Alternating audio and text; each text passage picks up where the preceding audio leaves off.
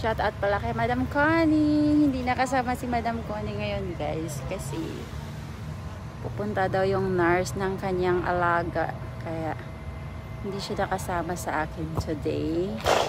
So ako lang mag-isa ang nag-exercise.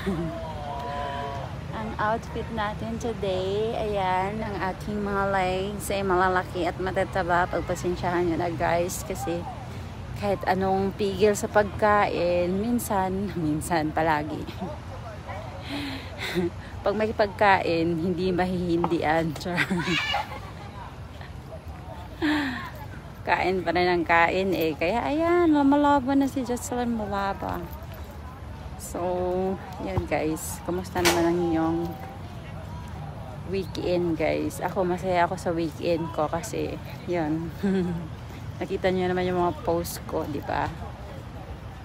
Nagkita kami ni Sis Gloria. Ang saya. Oh, excited ako. Tapos, yun nga, nag-meet kami. Masayang-masaya ako. Nasa Pilipinas na siya ngayon.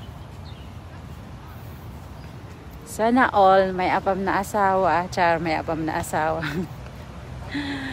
Talaga, super bait ng asawa niya. Bless siya sa asawa niya kasi mabait as in. Palabiro pa yung asawa niya eh. Diba, mayroon namang iba na ano, hindi ka maka ano, yung para bang ano siya, hindi ka mahihiya sa kanya kasi makikita mo talagang ano siya, marunong siya makihalubilo.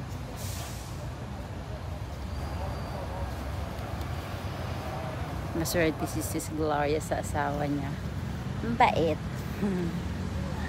Shout out kay Sir Jan.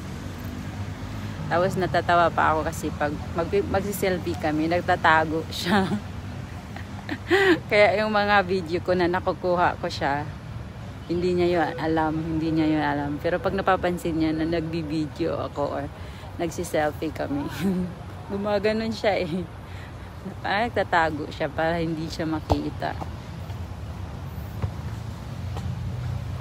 Sabi nga na sis, ayaw daw niya sa camera eh. Ayaw na daw sa camera. Tuwang-tuwa siya nung sinabi kong sinabi namin ba na thank you talaga kasi first time namin makapunta doon, makakain ng masarap na pagkain, tapos makapunta doon kagaya ng Conrad Hotel, tapos doon sa Marina Bay. O, diba? First time ko talagang na-experience yun guys, na nakapunta ako sa Conrad Hotel. Nakapunta naman ako sa mga ibang hotel, pero kasi dati yung una kong amo, pagka weekend, kumakain sila sa mga mamahaling restaurant. Minsan sa mamahaling hotel sila kumakain. Iba yung mga ibang hotel may mga mamahaling restaurant. Minsan yung amo ko doon sila nagbo-book pagka weekend. Tapos minsan dinadala kami ng mga katulong kasi dalawa kami yung una kong amo, dalawa kaming katulong. Tapos yung ano lang kami, ngayon Sabado ako, tapos sunod Sabado yung kasama ko na naman, sunod Sabado ako na naman, ganun, yung parang ano kami, take turns. Tapos yun nga, na-amaze ako doon sa pagkain sa breakfast namin kasi unlimited yung pagkain. Kung gusto mo ng bread, na may iba-ibang klaseng bread, kung gusto mo ng mga muffins, tapos yung drinks, meron ding iba-ibang drinks. Kung gusto mo rin ng salad, may salad. Kung gusto mo rin ng mga ham, mga hotdog, mayroon din. Maraming pagkain na mapagpipilian mo talaga doon sa breakfast na kinain namin nung Sunday.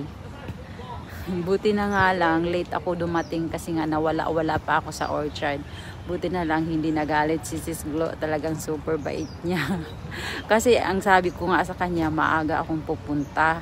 Tapos nakalabas ako sa bahay, 8 o'clock na. Tapos, papunta pa ako ng orchard, ng MRT ako. Sabi ko, oh sis, papunta na ako, bibilisan ko. Tapos, hindi na ako nag-taxi kasi sabi ko, orchard lang naman, hahanapin ko lang. Ay, naku, nawala pa ako. Hindi ko mahanap-hanap. Nag-taxi na lang talaga ako, wala akong choice kasi natakot akong baka magalit na si Sis Glo.